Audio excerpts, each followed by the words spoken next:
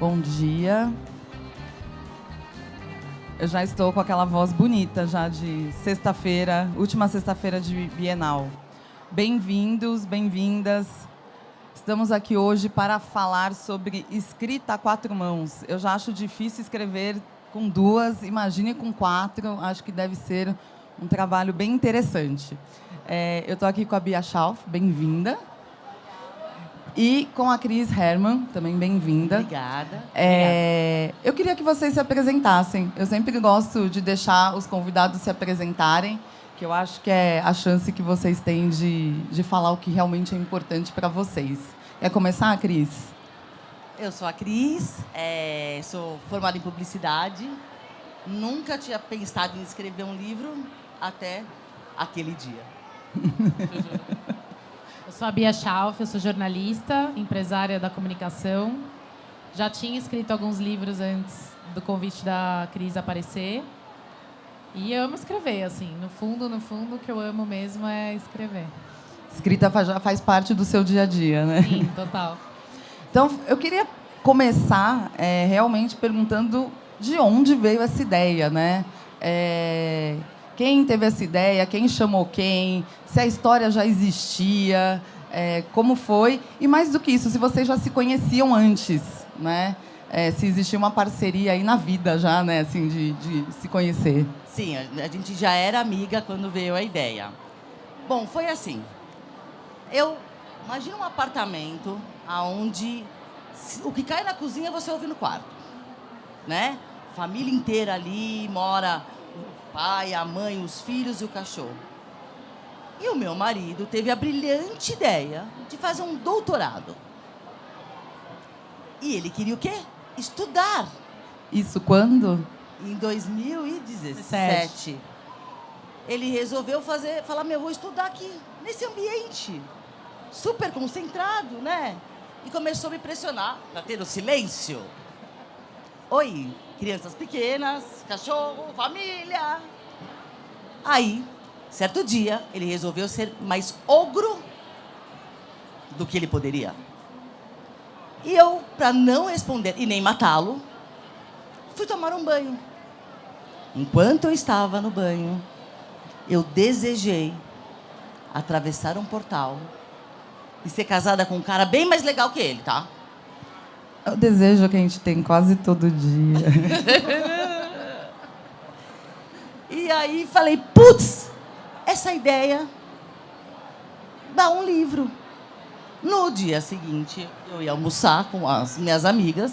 A Bia é uma das minhas amigas. A Bia faz mágica com as palavras. E eu falei, quer saber? Não vou entrar nessa jornada sozinha. Foi quando eu chamei a Bia para escrever comigo. Não, e a gente tinha um almoço de mães da escola, que foi assim que eu conheci ela. Na hora que eu cheguei pro almoço, ela puxou minha mão assim, Bia, eu tive uma ideia. Eu tive uma ideia ontem, tomando banho. É o seguinte, é uma mulher, ela tem um casamento chato, tá ruim, e ela entra no banho e abre um portal e ela vai para um outro mundo onde ela é casada com um cara muito perfeito, muito legal. Aí eu olhei e falei, essa ideia é muito legal. Você se identificou com essa mulher também, Bia? Imediatamente, né? E isso é interessante a gente falar também. Na minha fase, eu estava recém-divorciada. Então, aí eu falei, nossa, essa ideia é incrível. E aí ela falou, vamos escrever um livro? Escreve comigo. Eu falei, topo. Assim, de cara, antes da gente sentar para comer. E aí a gente já alinhou. Então vamos se encontrar amanhã. Então, assim, aqueles papos de ideias que você tem e fala pro seu amigo, pra sua amiga, pra alguém num bar, e a pessoa, nossa, essa ideia é genial, vamos! E morre. Com a gente não morreu. No dia seguinte, a gente já agendou um encontro pra fazer isso. Sentamos e começou o processo da produção do portal. A partir daquele momento, que levou 5 meses, ele estava pronto. Você falou essa coisa da urgência, né? De já sentar, já começar a fazer. Você acha que isso foi importante para esse projeto? E é uma coisa importante quando a gente tem uma ideia? Você, como publicitária, né? Eu já trabalhei também com publicidade e eu brinco que o pessoal fala, durma com um caderninho ao lado, né? Porque você tem a ideia e tem que escrever. Você tinha que ter um caderninho impermeável, né, no banheiro. Mas vocês acham que é importante, assim, quando a gente tem uma ideia, e principalmente quando está trabalhando com uma outra pessoa, de ter isso sempre rapidamente marcado para conseguir colocar em ação? Sim, eu acho que a urgência é importante e ter essa empatia também, sabe? As duas estarem na mesma vibração para funcionar e o negócio deslanchar. Porque realmente foi super rápido. O negócio andava, simplesmente como mágica o negócio ia. Essa coisa de você colocar em prática logo que você tem a ideia diminui a chance dela morrer no meio do caminho. Claro, nesse caso, a gente tinha que as duas estarmos empenhadas com o mesmo objetivo. Uma poderia dar uma relaxada no meio do caminho e a coisa também morrer. Isso não aconteceu. Porque eu acho que a gente funcionava meio que como uma gangorra, assim, né? Quando uma falava, nossa, eu não tô com cabeça hoje para escrever, a outra entendia. Que é o que ela falou da empatia, né? Eu não sei como tá o dia a dia dela, não sei o que ela tá passando hoje. E ela também me entendia muito. Desde o momento em que a gente fez o esqueleto... no primeiro dia, esse dia do Vamos Fazer, que aconteceu o nosso encontro, a gente desenhou um esqueleto dessa história. No guardanapo, né? Eu gosto de coisa assim. Não, foi no azulejo do banheiro com caneta. A gente escreveu um esqueleto numa folha de papel mesmo, não foi nem no computador. Linha do tempo da Ágata. O nome da personagem também ela já tinha. Quando ela falou, ela chama Ágata. E ela é essa mulher que está nesse casamento ruim que vai sair e tal. Pro portal. Então, a gente tinha a Ágata como central e que ela ia passar por essa história. Como que ia acontecer, né? Desde como que esse portal ia se formar na frente dela, até como ia ser essa jornada da Ágata entre esses dois mundos. Mas a linha do tempo a gente criou nesse primeiro dia. Então, ela vai acontecer isso, começa assim, ela tem 2 filhos, ela teve um trabalho e ela abriu mão do trabalho por causa do casamento. A gente foi esquematizando essa história juntas nessa linha do tempo e a gente sabia tudo já que ia acontecer. O maior spoiler da história a gente também já sabia e o fim como que ia terminar. Tava ali, todo no primeiro dia. Essa é a nossa história. Quer falar alguma coisa? Pode. Você falou sobre essa coisa de, né, quando uma tá para cima, o outro, né, tá para baixo e um vai complementando o outro. Independente, antes de a gente começar a falar realmente de como que foi a divisão de trabalho, como que foi o trabalho real, em termos de personalidade, vocês se complementam? Vocês são parecidas? Como que é isso nesse trabalho? Como foi isso, né, nesse trabalho? Acho que é mais se complementa, né? A gente tem muita coisa em comum, mas eu acho que é mais uma complementação do que ser parecidas. Uma tem um dominó, tipo um quebra-cabeça. Quebra-cabeça, vai encaixando as peças. A Cris, ela tem ideias sensacionais. Então, no meio do processo, quando ela mandava os primeiros rascunhos dos novos capítulos que ela estava pensando... vinha personagem novo, vinha... eu tive uma ideia, eu pensei que esse cara aqui é fulano e aí vai acontecer isso. E eram ideias muito incríveis, assim. Então, dava muito prazer de pegar aquilo e, como ela fala, né, fazer a magia. Trazer pro texto literário aquilo e transformar em histórias mais aprofundadas, mas era muito divertido. Então, assim, eu ficava ansiosa para saber o que ela ia inventar. E ela ficava ansiosa para receber a volta. Mas, assim, é muito complementar mesmo. Porque eu estava vivendo um momento pessoal muito delicado, que era o divórcio. Aliás, teve um dia que eu comecei a chorar escrevendo um capítulo. Quem nunca, né? Nesse momento. E eu mandei para ela um e-mail assim, eu não vou terminar hoje. Não dá, eu não consigo mais. Assim, tá mexendo demais comigo. Porque não que seja autobiográfico, não é isso. Aliás, eu estava contando para ela de uma palestra que teve aqui, que foi dos vencedores do Jabuti, do Prêmio São Paulo. E um dos autores falou que autobiografia numa obra fictícia é como fermento no bolo, né? E aí ele tá ali em vários cantos, você não sabe exatamente aonde. Então tinha muito da gente, de mim, dela, de outras amigas, que ela pode até contar melhor, porque ela que ficou ouvindo essas histórias e caçando. Mas naquele momento me pegou muito, eu chorei, eu falei pra ela, não consigo mais, acabou pra mim. E ela, hoje, né, por hoje. Aí ela falou, respira. Vamos esperar o tempo que for até você voltar a escrever. Porque eram ápices importantes das dores da Ágata. E teve um outro momento também que eu fiquei muito brava, lembra? Eu fiquei revoltada, porque o personagem do Diego, que está do outro lado do portal, ele é um homem perfeito, assim, um homem idealizado para aquela mulher. E aí eu falei, eu tô com muita raiva dele, não quero mais, porque não existe. Não existe Diego! Não existe Diego, entendeu? Esse cara, não quero mais saber disso, para, isso é mentira dela. Não, vamos sonhar, existe, calma, não fica com raiva dele. Pode estar por aqui na Bienal. Alô, homem perfeito? Oi. Oi, Diego. Estamos aguardando você aqui no estande. Já que você entrou nessa questão, né, de... Nossa, ali eu fiquei com muita raiva e eu fui questionar. Quando a gente está escrevendo sozinho, a gente briga com a gente mesmo e, enfim, tem as nossas questões. Quando, acredito eu, nunca escrevi a quatro mãos, acredito, né, você tem uma outra pessoa e é isso, respeitar, por exemplo, um dia que você não estava bem, tudo isso. Como que foram feitos esses acertos quando realmente tinha uma questão que não se concordava, né? Como foi resolver essas questões sem, inclusive, influenciar uma amizade, né? Porque daí tem uma outra relação. Como que foi isso? Teve muito, não teve? Como que foi com essa relação mesmo? Não teve. A gente realmente não teve discussões, não teve brigas. Ou se você me perguntar hoje quem criou cada personagem, eu não lembro. É como se fosse uma coisa única. Porque não tinha... Tinha algumas coisas, quando ela se rebelava, falava assim, não, a Ágata não pode fazer isso. Eu falei, a Ágata ou a Bia? Então tinha esses momentos, assim, só. Não tinha... A gente se complementava total, né? Muito. Muita sintonia. E respeito, acho. A palavra-chave para escrever em conjunto é respeito. Não tem outra palavra melhor. Porque tem as ideias da pessoa, a vivência da pessoa, a expectativa sobre essa história e tal. Mas todas as vezes que ela... Como que ela falou, né? Ela falou, a Bia faria isso ou a Ágata faria isso? Acho que aqui você tá...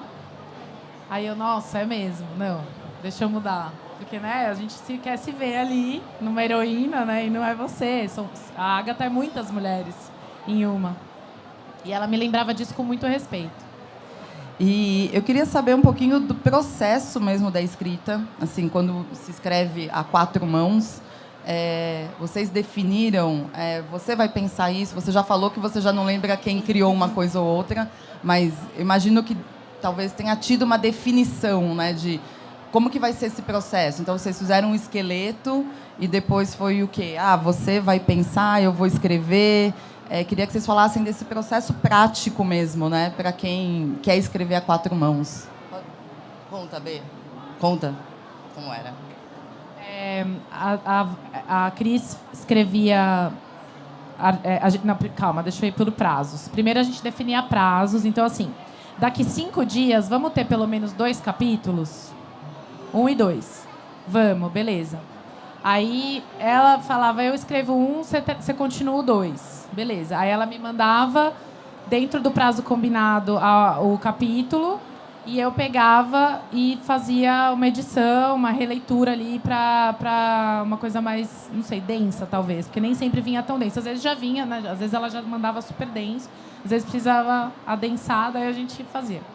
Aí eu devolvia para ela lia e colocava mais alguns pontos e dizia se fazia sentido, se não fazia, se era aquilo que ela tinha imaginado para aquele capítulo. E aí a gente partia para o segundo.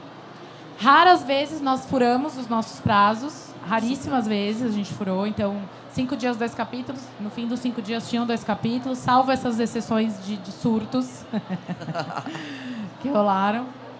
Mas muito pouco, assim, não ficava 2 semanas na depressão. 3 dias depois eu já voltava, sabe? É verdade, é isso. Então, os prazos a gente definia e respeitava muito.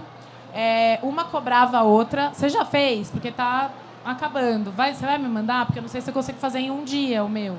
Ah, não, pode deixar. Então, eu corro mais e faço 2. Eu corro mais e faço 3. Então, né, quando ela se empolgava muito nas ideias, vinha vários. Aí, mais curtos e mais resumidos, mas já vinha vários. Já vinha toda uma... Aí, eu ficava nisso. Enfim, foi essa troca de, vamos dizer, primeira versão, segunda versão, prazos, tudo por e-mail. A gente não mandava nada por WhatsApp para não se perder a informação. Então, tudo anexo no e-mail, em arquivos de Word. A gente nomeava os arquivos. Gente, isso é super importante porque você não pode se perder nos arquivos, porque chega uma hora do livro, o livro tem 300 páginas. Chega uma hora que você esqueceu. Sei lá, o que aconteceu com esse cara mesmo? Você precisa voltar Nem nele. lembra mais, né? Então, era muito importante essa organização dos arquivos, porque eles ficam num leve trás de anexos. Então, isso ajudava muito a gente a centrar. Aí, a gente tinha o arquivo principal, onde os finais iam... A gente ia jogando lá. Então, ali que a gente sabia que estava a última versão, ninguém podia mexer. E aí, ficavam os outros anexos. E assim fluiu. Foram 5 meses. Em 5 meses a obra estava pronta. Impressionante, né? E quando vocês... A Cris falou que nunca tinha pensado em escrever. Você escrevia mais alguns livros, já tinha escrito. Quando vocês escreveram, vocês na hora já pensaram como a gente vai publicar isso? A gente quer vender? A gente quer ganhar dinheiro com isso? A gente quer só escrever uma história juntas? Já tinham um objetivo? Já tinham pensado como ia ser essa parte? Vou divulgar? Não vou? Porque a gente brinca, né, que escrever... O livro está lá, parece... Não é fácil, obviamente, mas está lá. E daí vem e agora, né? O que eu faço com isso? Já tinha um pensamento desde o começo? A gente imaginava. Eu acho que a Amazon, aí na parte do KDP, ela abriu muito leque, né? Para as pessoas poderem se autopublicar. Então, a gente sabia que tinha esse caminho. Então, foi muito legal, porque a Bia conhecia uma pessoa que podia ajudar a gente a revisar o livro, porque a pior parte é a revisão. Então, a gente tinha essa abertura que a Amazon deu, e com isso foi sensacional. A gente já sabia que a gente vinha para a Amazon. Isso era certo. A Amazon para publicar como KDP. Isso era desde o começo. E aí a gente pensava se ia virar uma vitrine, alguém ia querer editar a gente impresso. A gente pensava em... será que vira um filme? A gente tinha planos mirabolantes dentro dos nossos sonhos, assim, dessa história. A gente fez isso que ela falou é muito importante. A gente fez a revisão com um revisor antes de autopublicar, para ter essa certeza de que estava tudo amarrado. Aí a gente fez a autopublicação. A gente fez um evento até com amigos, familiares, para comemorar que ele estava no ar. E aí, depois de um ano, mais ou menos, veio o convite de uma editora para publicar.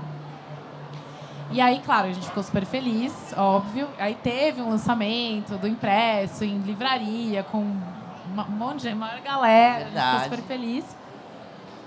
E tá indo, assim, a gente já tem que entregar o segundo, viu? Já é uma pressão que a editora tá fazendo, porque quando ela gostou da obra e falou, vou publicar, ela falou, vocês têm o 2? Porque isso precisa de um 2. A gente tem o 2. Aí a gente tá na metade do 2 agora, tentando repetir esse processo. Em outros momentos de vida estamos, então, né, a nossa relação com esses personagens mudou bastante. Foi em 2018 que a gente publicou, mas está indo e vai ser maravilhoso. Só que esse já vai direto para a editora, né? O 2 já vai ser publicado direto pela editora. E acho que é isso. As nossas expectativas foram atendidas. E tem até agora um diretor que está fazendo o roteiro. Olha só, spoiler. Teremos então aí Agatha nas telas. Nas telas. Aproveitando aí o gancho de um segundo livro, mudou alguma coisa? Não só começaram a falar um pouco da relação com as personagens, mas a forma de escrever? Teve um aprendizado do primeiro para o segundo? E até porque agora já não é independente. Então, tem uma relação diferente já, uma pressão que, nossa, tem que vender, né? Então, como que está sendo isso agora? Essa pressão, ela é legal, por um lado, mas ela também cria umas barreiras, né? A gente fica mais tenso, não é? Não flui tão bem quanto... Não é super natural como foi o primeiro, mas a gente tem essa mesma relação dela ter ideias, joga, e aí, nossa, isso funciona, vamos. Tem essa mesma magia, assim, nessa relação. Super respeito, óbvio, a gente não quer brigar, imagina agora. Não. Agora já tem filho, agora que a gente tem filho. Mas ela brigou comigo essa semana, porque eu falei que eu queria separar. É verdade. Eu queria separar os personagens. Ela falou, você tá brava com suas coisas, tá querendo descontar ela. Não vai separar Diego e Agatha. Essa é uma diferença de quando se escreve sozinho e quando tem mais alguém, de conseguir um distanciamento? Você que já escreveu sozinha, você percebe que ter alguém que fale, opa, ó, isso aqui é seu, não é da personagem. É importante isso? É super, porque você... Isso que eu acho que a Agatha ela é mais múltipla e ela é mais real do que uma personagem talvez escrita por uma pessoa sozinha, não que não seja também, mas assim, eu acho que ela é mais, porque ela não é um ser. Ela é essa soma, essa composição. E esse distanciamento. Ocorreu isso, pra gente pensar nela como uma outra pessoa, né? Então é muito diferente, porque senão eu já teria colocado tudo ali, né, meu ali. Ah, vai separar mesmo. E ela não deixou, ela falou, não, vamos escrever essa semana. Você está querendo separar eles? Essa semana eu não quero nem ver. Eu falei, tá bom, eu paro então. Parei. E é muito curioso que quando a gente falou que criou o próprio personagem do Diego, né? Todas as mulheres com quem a gente conversavam tinham um Diego na vida delas. Todo mundo se imaginava, né? Eu atravessaria, eu ficaria com o George Clooney. Eu atravessaria, eu ficaria... Todo mundo tinha um galã inspirador. Isso é muito legal, a identificação delas, todas. Pode falar. Gente, quem que não quer passar um portal e ter uma vida perfeita, né, gente? Ali por acaso? Ali que é o portal? Vamos, ó, gente, é ali. Ali o portal, só atravessar, entrou. Muito bom, né? Eu acho que uma outra coisa é um livro falando de uma mulher que tem um desejo de uma vida perfeita. A gente sempre brinca, quem nunca, né? Que mulher, a cada 5 minutos não tem isso. Você teve essa ideia num momento que estava, né? Vamos usar a expressão, de saco cheio do marido. Puta da vida. Exatamente. E você, eu sei que tem um projeto, né? Com mulheres que sofrem violência doméstica. Violência doméstica, né? Tem um pouco disso tudo nesse livro? Tem tudo, porque quando a gente lançou o livro, a gente criou o Instagram, a gente criou as redes sociais, a gente mantinha contato com as leitoras, pelo Instagram principalmente, e as mulheres começaram a ler o livro e muitas falavam, eu quero o meu Diego, eu quero e tal. E muitas começaram a vir falando, eu passei por que a Agatha passou, do lado da vida real, e eu não sei o que fazer. Está acontecendo comigo, o que eu faço? Então começou a chegar mensagens de mulheres pedindo ajuda. E a gente ficava assim, cara, como que a gente vai responder uma pergunta de uma mulher que está em sofrimento real, que está sofrendo abuso psicológico, está sofrendo violência psicológica dentro de um casamento, e por isso que ela está se identificando com o nosso personagem? Como que a gente diz para essa mulher o que fazer? A gente é autora, né? A gente expôs ali uma realidade, principalmente das mulheres... não dá nem para dizer principalmente, mas de todas as mulheres, e elas estavam se identificando com aquilo. Aí a gente pensou, não dá para responder, seria irresponsável da nossa parte sair dando dicas para mulheres vítimas de violência o que elas tinham que fazer. Então a gente começou a perguntar para os psicólogos da família, amigos, posso responder isso? Posso dizer isso? Eu perguntava muito para o meu terapeuta, posso falar assim? Posso? Pode falar. Então eu tinha essa consultoria nas respostas. Aí um dia, né, eu virei para ela e falei, cara, por que a gente vai ficar limitando esse apoio, essa ajuda a essas mulheres a um texto de DM com a consultoria do psicólogo? Vamos dar terapia, meu, vamos... Ela falou, nossa, vai, abre aí, cria, te apoio e tal. E aí eu fiz a concepção chama Mura, Mulheres em Relações Abusivas. Criei o Mura, a gente criou esse projeto virtual, que era uma página de Instagram com conteúdo sobre violência psicológica e 2 psicólogos voluntários à disposição para terapias gratuitas em grupo quinzenais. Hoje o projeto já tem mais de 3 anos. As terapias acontecem às sextas-feiras. Na pandemia foi semanal, porque a procura cresceu muito. Foi um momento muito difícil para quem é vítima de violência doméstica. E ele está funcionando até hoje. Então, assim, muitas mulheres já entraram, já se trataram, já saíram dos seus abusos, saíram da violência. E isso aconteceu graças ao portal, porque foi ali que nasceu essa semente. Tem muita gente precisando de ajuda e eu acho que a gente pode fazer mais. E é o que a gente está fazendo. A violência psicológica, ela é cruel, ela destrói mesmo a pessoa. E é muito legal a gente conseguir salvar, né, algumas pessoas que a gente está conseguindo. Uma outra coisa que eu acho que deve ser mais difícil a 4 mãos é achar o tom do livro, né? Porque cada um tem um estilo, cada um escreve de uma forma, pensa, né? Até isso que você falou, até o príncipe de cada um é diferente, né? O Diego de cada um é diferente.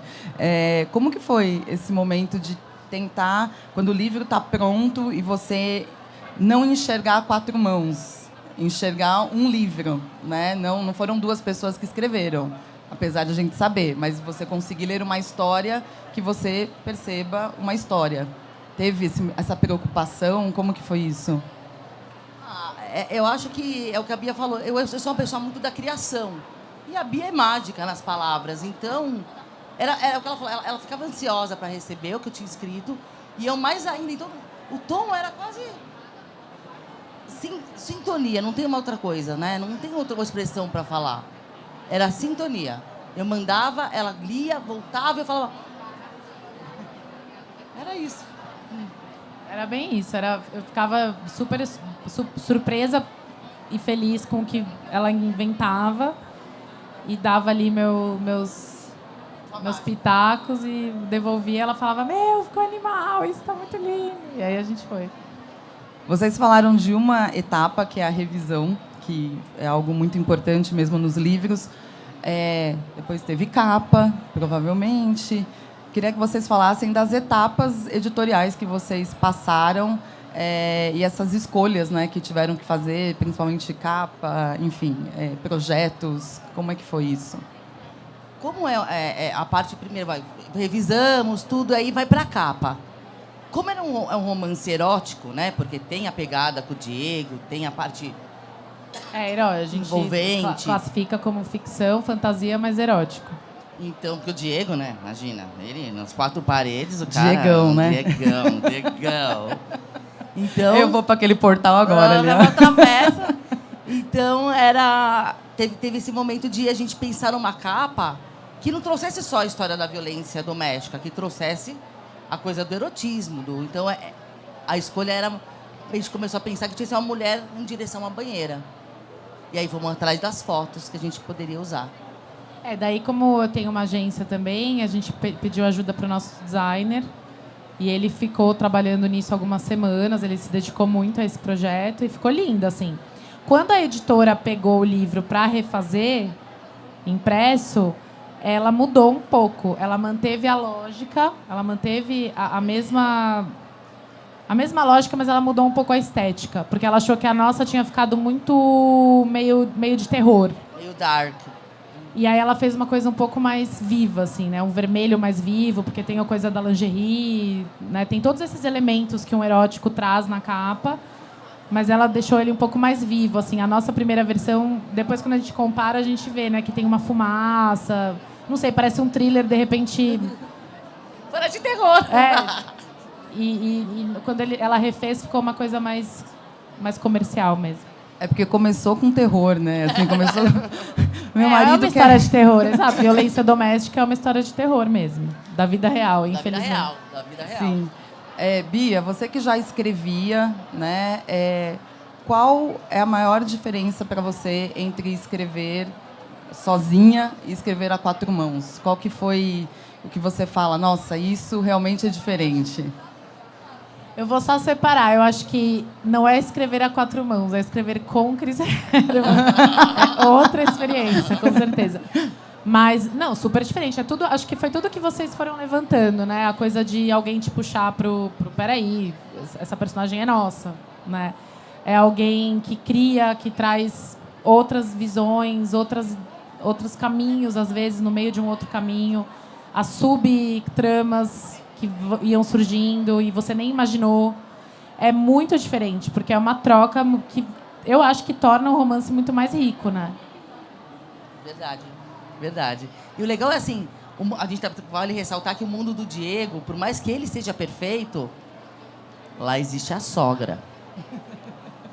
E a ex-namorada. Uma sogra difícil, entendeu? Pra não ser tão perfeito o mundo, pra ter aquele impacto também, né? Então, a sogra é bem... É uma sogra bem mesmo. Brincadeira, gente. Tem sogras muito boas. Não? Tem muitas muito boas. Não me inspirei na minha. Esse personagem masculino, né? Quando a gente fala aí de livros eróticos, a gente tem, por muito tempo, a gente teve esses personagens que vinham resgatar, né? Que é o príncipe mesmo, né? E a gente vê nos últimos anos uma mudança real, até em que as mulheres viram protagonistas dos livros eróticos, né? Eles ganham um outro papel ali. Então, a gente vê uma mudança muito grande nos últimos anos. O Diego é fruto dessas mudanças já. O tempo todo vocês falaram de príncipe, né? E a gente vem questionando muito, né, mas não existe príncipe, tem toda uma idealização. Então, como foi trabalhar essa idealização, que a gente sabe que é apenas uma idealização, com a realidade? Afinal de contas, a gente está lendo uma ficção, né? Na ficção tudo é possível, né? A gente fortaleceu a Ágata. A ideia, o Diego é incrível, nossa, vamos ali atravessar o portal. Mas a Ágata foi ficando forte. A ideia, para a gente estar dentro ela não precisa dentro de Diego. Ela conseguiu se voltar, lembrar quem ela era, resgatar a pele de foca, a própria pele. Então, ela mesma, a gente fortaleceu a Ágata. E a gente trouxe o elemento das amigas. A gente trouxe esse momento em que as amigas resgatam a Ágata, em que as amigas se unem por ela, para que ela saia desses momentos. A gente empodera, assim, essa palavra empoderamento, ela já está meio gasta, né? Mas enfim, a gente fez ela se apoderar de quem ela realmente era, e com a ajuda de amigas tem esse momento. E apesar do Diego, sim, ele bom, acho que de 2018 para cá muita coisa mudou, né? Muita coisa mesmo. Então, talvez hoje a história soasse um pouco. Talvez a gente até fizesse ela ficar mais poderosa ainda, se fosse hoje. Mas agora a gente tem a chance de fazer isso no 2. Mas o Diego, ele tem um papel muito fundamental nessa questão dela se resgatar. E tá equilibrado, assim. A gente manteve essa idealização. O Diego é um príncipe encantado na história. Mas aí ele tá num lugar que também é encantado. Ele não tá na realidade, né? Então, acho que o recado ficou aí, entendeu? Eu queria que, antes da gente abrir aqui para umas perguntinhas, o que você, Cris, gostaria de ter da Bia e o que a Bia gostaria de ter da Cris? Essa parceria, para sempre. É isso? Não, tem uma qualidade que ela tem que você gostaria de ter. A Bia tá sempre positiva, autoastral, é uma pessoa calma. Eu já sou ariana, sou mais estressada. Bem-vinda ao time. Que dia, meu bem? 15 de abril. 13. Amiga, então eu queria ter a calma. Eu saí correndo. Estou em perigo aqui no meio. Então eu queria ter a calma que a Bia tem. Eu não tenho. Da Cris, eu queria ter essa assertividade dela, às vezes, de falar logo na cara as coisas, já resolver. Queria ter essas ideias mirabolantes que saem do nada. E essa assertividade mesmo, ela não, eu acho que quem impôs o ritmo real nessa parceria foi ela, porque ela tem uma velocidade e uma assertividade nas coisas muito, muito legal. Eu queria isso. Me dá um pouquinho? Até um pouquinho, quero usar mais calma. O famoso dá um pocão, né? Nossa, não, Antes de perguntar, uma coisa que vocês tocaram, mas a gente não se aprofundou, foi a questão da divulgação. Que vocês criaram o Instagram, tudo isso, a importância que tem numa publicação independente isso, como que vocês viram isso e como vocês pensaram e fizeram? É essencial, né? Como a Bia também vem do mundo de relações públicas e tem muita experiência nisso, ajuda muito. Mas você ter uma forma de comunicar e divulgar a sua obra, não adianta só colocar no Carepê, tem que ter uma forma de divulgar, as pessoas conhecerem, é super importante. A gente fez o Instagram, a gente fez Facebook, daí a gente começou a entrar em grupos de abuso emocional, porque quando a gente percebeu que o livro entrou nesse viés, a gente pegou esse viés também. A gente entrava em grupo de... Espartilho, até de aula de... Sabe que uma vez a gente fez uma ação em que a gente vendeu livros numa palestra erótica de uma mulher que dava dicas enfim, eróticas para mulheres e homens e tal, palestra lotada. E a gente fez uma parceria, levamos os livros, a galera comprou, a gente assinou, a gente fez uma sessão de autógrafos numa palestra erótica. E também, ao mesmo tempo, a gente fez palestra com psicólogos sobre abuso. A gente fez uma sessão de autógrafos na Casa da Mulher Brasileira, que apoia vítimas de violência doméstica. Então, assim, a gente vai onde tem assunto que tem a ver com a história. E nunca para, assim, você não pode parar, né? E agora com o 2 a gente vai ter que fazer mais ainda, porque passou muito tempo do primeiro, então as leitoras que ficavam mandando mensagem, cadê, já pararam de pedir. Então, assim, a gente vai ter que refazer todo esse processo do zero com o 2 para ganhar atração de novo. Tem que fazer. E não adianta esperar dos outros. Tipo, a editora vai ficar... Não vai. Você que tem que fazer seu Instagram, você que tem que ficar postando. Não dá. A gente teve uma época que a gente contratou freela para ficar só o dia inteiro postando. A gente chegou a fazer aquelas ações de sorteio para atrair seguidores. Acho que a gente tem, na casa dos 10 mil seguidores. Que foi suado conseguir. Então, assim, dá trabalho. Dá trabalho publicar, né? O resumo dá trabalho. Queria saber se alguém tem alguma pergunta. Se alguém... Aqui, ó. Temos aqui. O microfone vai aí, ó. Fale seu nome, por favor. Bom dia. Não está ligado.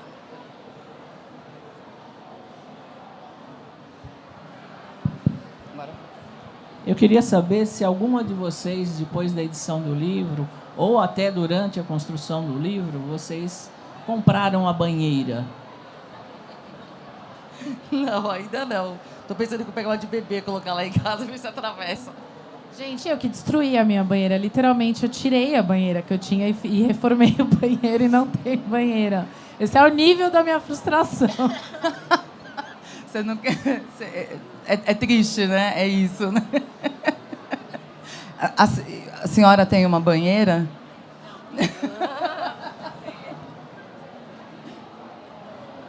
Se toda vez que ela vai para a banheira, ela vive tudo aquilo, deve ser muito interessante você ter uma banheira em casa, né? Eu acho que a próxima ação vocês deviam fazer com uma empresa de banheiras, né? Uma coisa assim, chuveiro, né? Muito bom, muito bom. Mais alguém?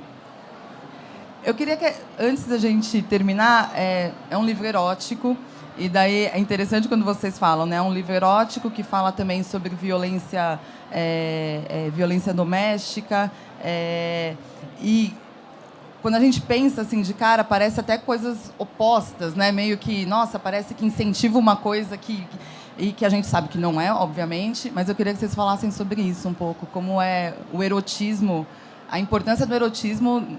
Vou usar a palavra empoderamento, também não gosto muito de como ela se transformou, né? Mas para a mulher, o quanto que isso é importante. Eu acho que o erotismo, você se sentir desejada, você se sentir amada, independente de como você for, é essencial. E é isso que o Diego faz com a Agatha. ela pode estar naquele dia que você tá com a cara babada. Ele acha ela sempre linda. Né? Eu acho que pode existir um pouco de Diego em todos os homens, pelo amor de Deus, né? Homens, alguém. Homens. A gente separou, justamente por ter esses dois lados, eu acho que os dois conceitos conseguiram se distanciar na medida certa. A vida real dela era uma vida de violência. E a vida fantástica é uma vida de um erotismo sempre perfeito, né? Aquela narrativa que é gostosa de ler, que deixa todo mundo contente de ler, é um momento gostoso, mas é uma narrativa que também na vida real não se aplica sempre. Não é toda vez que vai ser perfeito, não é toda vez que os dois vão estar naquela vibe, não é? Mas a gente estava no mundo da fantasia, então tudo bem. Então acho que esse distanciamento entre a realidade e a fantasia ajudou nisso. Então a gente pintava e bordava ela e o Diego do lado de lá, e do lado de cá, coitada, só sofrimento. É quase 2 vidas mesmo, né? Assim, o desejo e o que se tem, né? Bom, antes da gente encerrar, queria que vocês falassem, então, do momento aí que vocês estão escrevendo o segundo, como que tá, em que pé tá na metade, né? Já falaram, qual previsão para lançamento, todas essas coisas. Sem pressão, sem pressão. A editora que ela gostaria de lançar esse ano, né?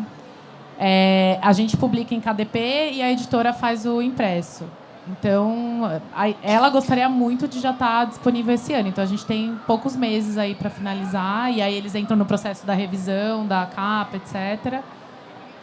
Então, estamos aí. E aí o esqueleto está pronto. A gente só perdeu o segundo guardanapo do segundo, mas a gente vai achar. A gente não acha o papel que a gente anotou as últimas coisas. Esse mas negócio de guardanapo, esse que é o problema, né? Não está na nuvem, né? Não tá na nuvem, então faltou esse detalhe, mas vai dar certo. E tem algum mini spoiler, assim, que pode dar? Como é que é? Tem. A gente vai, não só... A Agatha vai ficar mais poderosa ainda, e a gente vai crescer a personagens mulheres. E o Diego vai mostrar uns defeitozinhos. Vamos dar uma enfraquecida nesse príncipe aí. Tadinho. E eu acho que o spoiler mais legal é que talvez ele não chame o portal, talvez ele se chame o sonho ou algo nesse sentido. Muito bom. E, para terminar, eu queria saber o que essa parceria agregou à vida de vocês. Tanto, não só o livro, mas o que fortaleceu. Acho que só amor, né? É só amor. Eu acho que é aquela coisa do vínculo, né? De coisas que você... A gente dividiu coisas muito profundas. A gente tem um filho juntas, é basicamente isso. A gente tem um filho. O livro é um filho e ele é nosso. E vai ter o segundo. E estamos grávidas. Estão grávidas, então. Então, daqui uns 5 meses nasce o bebê. Então, é isso, pessoal. Agradeço. Obrigada, gente. Obrigada, gente. Amazon. Obrigada, Lucy, pelo convite. Muito feliz. Obrigada, Lucy. O portal tá na KDP, né? Tá na loja Kindle, tem nas livrarias, tá por aí, tá em todo lugar. Então, leiam, certo? Obrigada, pessoal. Obrigada, Bia. Obrigada, Cris. Obrigada, gente.